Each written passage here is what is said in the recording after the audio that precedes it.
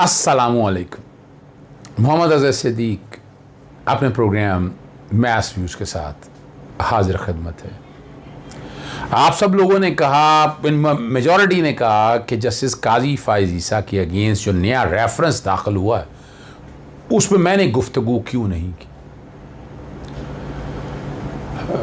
मेरे पास मैं एक तो बुनियादी वजह है मसरूफ़ियत ज़्यादा थी, दूसरा मैं मटेरियल इकट्ठा कर रहा था ताकि आप तक असल हकायक मैं बता सकूं। नज़र मोहम्मद चौहान जो बुनियादी तौर पर ओवरसीज़ पाकिस्तानी हैं और न्यूयॉर्क में इस वक्त रहाइश पजीर हैं, उन्होंने अपने दस्तखतों के साथ 1, 2, 3, 4, 5 और 6 सफ़ों पर मुश्तमिल ये रेफरेंस सुप्रीम जुडिशल काउंसिल में भेजा है। इसके कंटेंट्स क्या है मैं उस पर गुफ्तगू बाद में करता हूँ, पहले थोड़ी सी हिस्ट्री आप तक बता दूँ। जस्टिस काजी फ़ाइज़ ईसा बराह रास्त बलूचिस्तान हाई कोर्ट जो सो कॉल्ड लायर्स मूवमेंट, और मैं तो चूँकि बराह रास्त इन्वॉल्व था लायर्स मूवमेंट में तो मुझे बहुत कुछ पता है, बलूचिस्तान हाई कोर्ट के चीफ जस्टिस बने थे और रिक्वायरमेंट है सुप्रीम कोर्ट में आना हो तो 5 साल का जज होना ज़रूरी है। तो बस सुप्रीम कोर्ट तशरीफ़ ले आए और कमाल हैरानगी की बात है, हमें एक बात में इत्दाल पसंदी करनी होगी। हम एक वतीरा हमने बना लिया है, मिनहसल कौम तो नहीं मैं कह सकता, ये चंद सियासी जमातों ने, और वो बड़ा ख़तरनाक नुक्ता नज़र है। हमने बना लिया है कि मुझसे सवाल पूछा है, पहले तुम मेरे सवाल का जवाब दो। जब बंदा किसी बड़े ओहदे पे होता है तो ओहदे की जिम्मेदारी है वो उसे पूरी करनी है, साफ़ और शफाफ चीज़ें सारी लेके आनी है। और आर्टिकल 209 यानी हाई कोर्ट के जज तैनात होंगे आर्टिकल 193 में, 177 में सुप्रीम कोर्ट के जज, और जज को अगर निकालना हो प्रेसिडेंट तैनात करता है, लेकिन जुडिशल कमीशन में किसी गवर्नमेंट का कोई हाथ नहीं है, इसलिए इसे इंडिपेंडेंट रखा हुआ है। इंडिपेंडेंस ऑफ जुडिशरी बरकरार तभी है। आर्टिकल 193 बैकग्राउंड पे चल रहा होगा, 177 बैकग्राउंड पे चल रहा होगा, और जज ने हाई कोर्ट का हो या सुप्रीम कोर्ट का हो तो हलफ लेना है, और हलफ के कंटेंट क्या हैं वो आपको पता है, बार बार कह चुका हूं। चलें बैकग्राउंड पे मैं वो भी चला देता हूं, हलफ भी दोनों चल जाएं, हाई कोर्ट का जज या चलें हाई कोर्ट या सुप्रीम कोर्ट का जज आपका बैकग्राउंड पे चल जाए ताकि आपको समझ आ जाए, ताकि दिक्कत ना हुआ। और इस जज को जब निकालना हो तो इंडिपेंडेंस बरकरार रखने के लिए सुप्रीम जुडिशल काउंसिल आइन के आर्टिकल 209 के तहत है। और जब 209 के तहत सदर पाकिस्तान ने एक रेफरेंस भेजा तो एतराज उठा, और एतराज हैरान कौन है कि ये वहीद डोगर कौन है, कंप्लेनेंट कौन है, एविडेंस क्या है, ये मटेरियल क्या है उसको देख तो लें पहले। अब डालने वाला कौन, बहाना ये बनाया या छुपने की कोशिश की, जनाब को फैजाबाद धरने का केस है, वो होगा भाई, उसका इससे क्या ताल्लुक है। असासें तो क्लियर होनी चाहिए, डिक्लेयर होनी चाहिए। मैं आगे चलने से कबल बता दूं, एक जस्टिस इखलाक हुसैन का केस मैं पहले भी जिक्र कर चुका हूं, वो बैकग्राउंड पे उतना मैं चला दूंगा। इनकम टैक्स रिटर्न में डिक्लेरेशन नहीं थी तो हटा दिया गया तो उहदे से, वो केस भी बैकग्राउंड पे चल जाएगा, हिस्ट्री ज़रा क्लियर आ जाए। फिर जुडिशल काउंसिल ने कई जजेस हैं जिनके केसेस गए, justice Malik Iqbal Sidhu Lahore high court से थे, जस्टिस फ़र्रुख इरफान खान साहब थे, शौकत सिद्दीकी को निकाला है। और यानी यहाँ कहते हैं कि किसी को हिलाए ना, भाई अकाउंटेबिलिटी और कैसे होगी अकाउंटेबिलिटी, और अकाउंटेबिलिटी अभी तक तो हो नहीं सकी। अगर सवालात उठे, सवालात के जवाब नहीं आए, ये आपको पता होना चाहिए, अभी तक नहीं आए। प्रॉपर्टीज़, 3 प्रॉपर्टीज़ के बारे में बात हुई, कहा गया कि जनाब आमदन के बहुत ज़बरदस्त ज़राए थे, यानी अमीर थे, यकीनन अमीर होंगे, लेकिन टैक्स डिक्लेरेशन में थोड़ी सी आमदन थी, 5 सालों की आई, को करोड़ रुपए के करीब आई, मैं बार बार शो कर चुका हूँ। आज मैं इनकम टैक्स रिटर्न का उतना पोर्शन दोबारा चला रहा हूँ आप लोगों के लिए बैकग्राउंड पे, ताकि पता चल सके आपको कि आमदन थी कितनी भाई। वो आप देख लेंगे आप बैकग्राउंड पे। तीनों प्रॉपर्टी का जिक्र है। एक प्रॉपर्टी तो चले जब वकील थे तब थी ना, 2 प्रॉपर्टी तो जब जज थे उस वक्त खरीदी गई, मिसेज ने खरीदी, पैसा मिसेज के अकाउंट में था, बिल्कुल इसमें कोई शक ही नहीं। तो सेक्शन 9 पढ़ लेना नैब का। यानी आप कहें कि आप हैं तो मिसेज ने अगर डिक्लेयर की होती तो मसला ही कोई नहीं था, उनके ज़राए आमदन होते तो मसला ही कोई नहीं था। यानी उस फॉरेन करेंसी अकाउंट में कुछ पैसे जब मैं जमा करा दूं आज तो मैं कहूं ये मेरा वाइट सोर्स है, नहीं।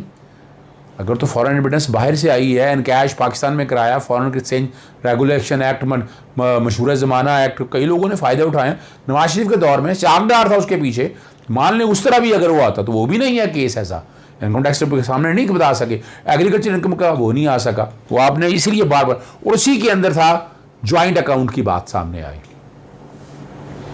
वो चैलेंज हुआ कि जनाब सदर ने माइंड अप्लाई नहीं किया, इन्फॉर्मेशन आई, सुप्रीम कोर्ट ने सदर का रेफरेंस क्वैश कर दिया। लेकिन जो इन्फॉर्मेशन थी उन्होंने कहा इन्फॉर्मेशन ये गलत है, सुप्रीम काउंसिल का इख्तियार है, सुप्रीम इसकी इन्फॉर्मेशन की ऑथेंटिसिटी देख ली जाए। वो FBI के पास गया, FBI ने रिपोर्ट में सारा कुछ सामने रख दिया और वो रिपोर्ट आपके सामने चल रही है। लेकिन सुप्रीम कोर्ट के लार्जर बेंच ने मेजॉरिटी में कि ये क्यों भेजा है FBI के, वो क्वैश कर दिया इन्फॉर्मेशन, मटेरियल, सुप्रीम काउंसिल सारा कुछ क्वैश कर दिया। लेकिन वो इंक्वायरी और इन्वेस्टिगेशन आज तक नहीं, मैं पहले दिन से कहता आ रहा हूँ उसकी इंक्वायरी इन्वेस्टिगेशन करनी है और सिर्फ सुप्रीम काउंसिल के पास इख्तियार है मिसकंडक्ट के हवाले से। लेकिन साथ मैंने एक और पॉइंट रखा था आपके सामने कि अगर करप्शन और करप्ट प्रैक्टिस पब्लिक सर्वेंट का अगर अपनी औलाद के नाम अपनी इस्तात से ज़्यादा हो तो फिर वो नैब का केस बनता है सेक्शन 9 के तहत। और उसमें वो बाकायदा ख़त मैं फिर आज चलाऊँगा जो बाकायदा लिखा गया था चेयरमैन नैब को कि अगर एक जज के अगेंस्ट ऐसी बात है तो नैब को इख्तियार है और वो clarification, there is no exemption. ये ज़हन में रख लें, कहीं एग्जम्पशन नहीं है।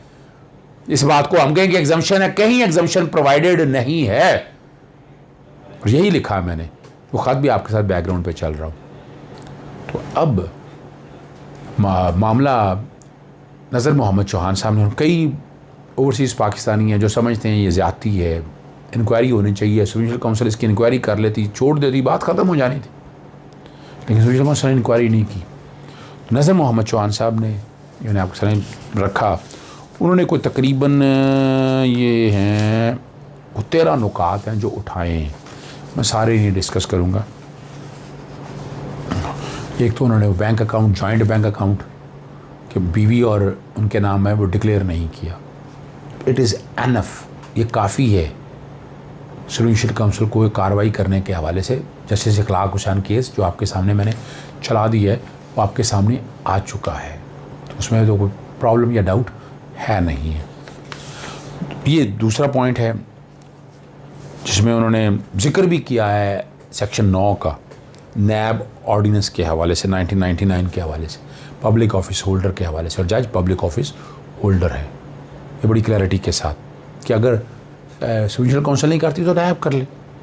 दूसरे में उन्होंने कहा है कि उन्होंने बाकायदा कंसील किया है बैंक अकाउंट्स और एसेट्स बच्चों के नाम पे, वो बड़ी क्लैरिटी के साथ आ गया।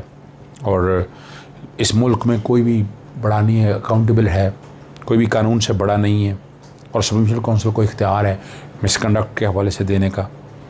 वो लफ्ज़ उन्होंने मनी लॉन्ड्रिंग के हवाले से बात की है और इसको अनजस्ट एनरिचमेंट का लफ्ज़ कहा है उन्होंने, at the cost of exchequer. और फिर उन्होंने एक और को बार मेंबरशिप के हवाले से जिक्र किया कि बार मेंबरशिप नहीं छोड़ी बलूचिस्तान हाई कोर्ट की। बहरहाल ये बनता है या नहीं बनता मैं नहीं समझता, मिसकंड, बहरहाल उन्होंने पॉइंट लिए हैं आई कांट से। फिर उन्होंने वो लफ्ज़ जो है जिस पर मुझे भी बड़ा इतराज़ था कि बाहैसियत जज जब वो बहस करने के लिए आए जो लफ्ज़ इस्तेमाल किए, गटर का लफ्ज़ इस्तेमाल किया, उस पर उन्हें बड़ा गुस्सा और बड़े सख्त लफ्ज़ लिखे आगे उन्होंने कि एक पॉलिटिकल पार्टीज़ के साथ अलाइनमेंट रही है और कुछ ग्रुप ऑफ जर्नलिस्ट है, उन्होंने साथ इल्ज़ाम लगाया कि वो सियासी जमात के पेरोल पे हैं। ये उन्होंने जिक्र किया, जो उन्होंने जिक्र किया मैं वो बता रहा हूँ। सभी साची विरासती मैं नहीं कह सकता, जो चीज़ सामने लिखी है ये वो बतानी है। फिर वो एक सियासी जमात बल्कि बराह रास्त नवाज शरीफ के साथ भी बराह रास्त उन्होंने कहा है, क्या कहा है लफ्ज़ मैं नहीं वो कहना चाहता, आई डोंट वांट। बाकी उन्होंने कानून शहादत ऑर्डर कहा है कि मैं एफिडेविट भी दूंगा, और उन्होंने कहा in Pakistan they have to perform बिल हक एंड इंश्योर अदल बिल एहसान, जस्टिस विद लव। और सारी वो कह रहे हैं एविडेंस उनके पास मौजूद है और वो एविडेंस देंगे। और ये 22 सितंबर को अपना अच्छा उन्होंने ईमेल भी दिया, यानी ऐसा नहीं है कि ये एनोनिमस है। और मैं उनको जानता हूँ, वो फौजियों के ख़िलाफ़ भी ना बड़ी सख्त ज़बान इस्तेमाल करते हैं, ब्यूरोक्रेट के ख़िलाफ़ भी सख्त ज़बान। उनके प्रोग्राम अगर आप देख लें, अपना उनका चैनल है यूट्यूब, और मैंने एक दिन शुक्ल में कहा था, मैंने कहा इतनी सख्त ज़बान ना इस्तेमाल किया करें आप।